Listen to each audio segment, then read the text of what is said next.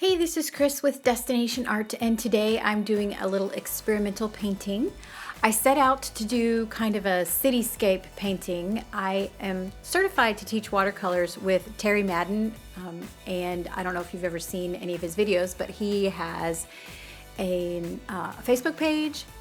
He's since passed, but the guy who's running the company is really awesome. But anyway, he has a Facebook page and he has an email list, and he sends out tips and tricks every week.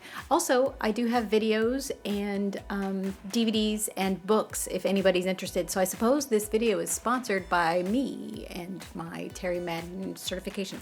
Anyway, I did watch a video the other day and he was doing cityscapes with fog.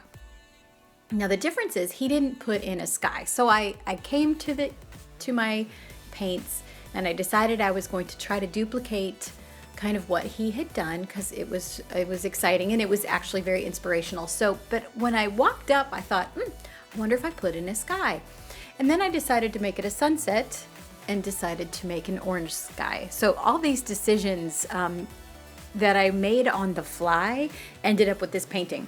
And I don't know about you, but sometimes if you make decisions on the fly for a painting, sometimes it doesn't work. Anyway, so I did the sky in orange, and then I decided that I wanted a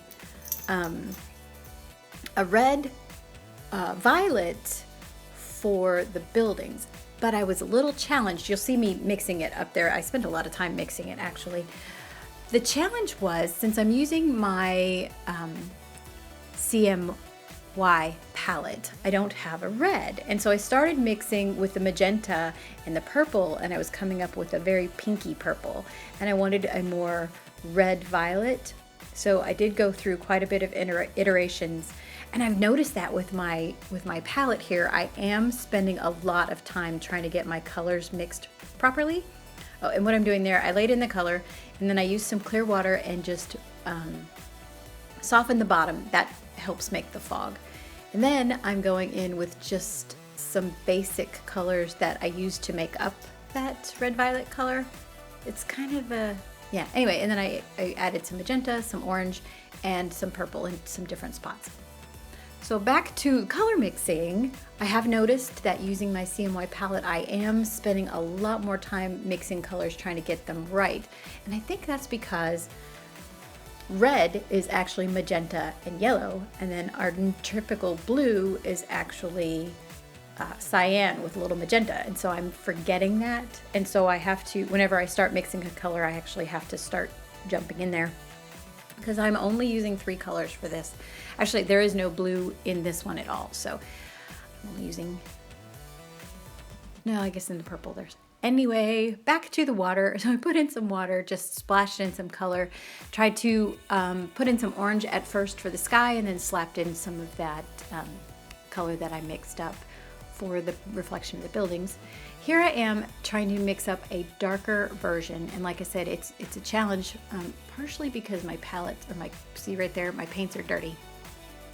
So I need to be a little bit better with managing where I mix. So when I go grab it, new paint, if I've got color already on my brush, then I make a mess.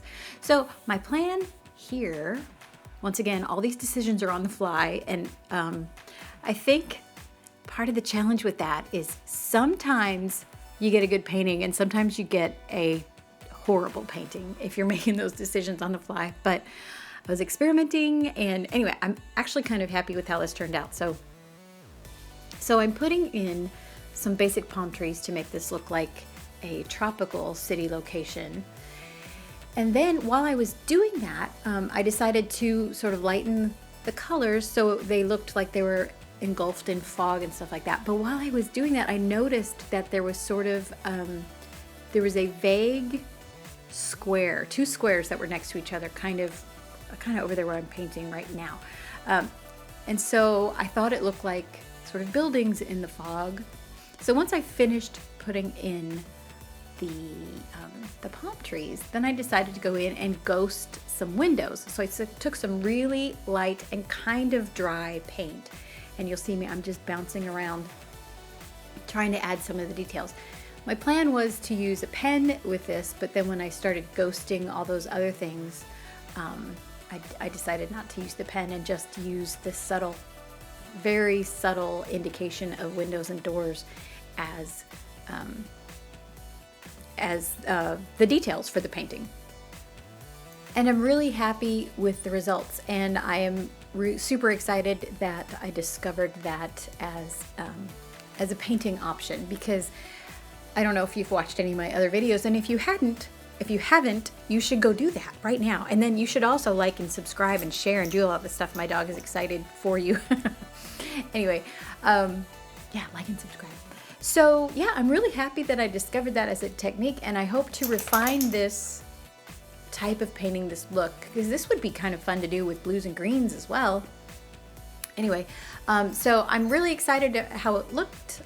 Here I am just adding some ghostly vertical lines here and there and a couple of diagonal lines just to give it some life. Anyway, and here's the final painting.